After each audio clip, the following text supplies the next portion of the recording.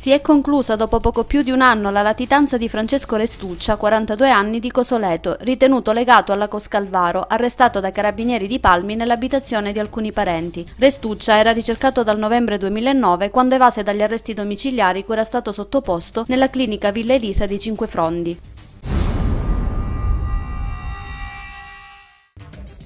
La squadra mobile di Vibo Valentia ha eseguito un provvedimento di fermo nei confronti di una donna polacca di 35 anni, Anita Lina Jarzebowska, ritenuta responsabile dell'omicidio di Giovanni Lo Piccolo, pugnalato a morte il 25 febbraio 2010. La vittima, coltellata al collo, aveva trovato la forza per guidare sino all'ospedale, morendo subito dopo.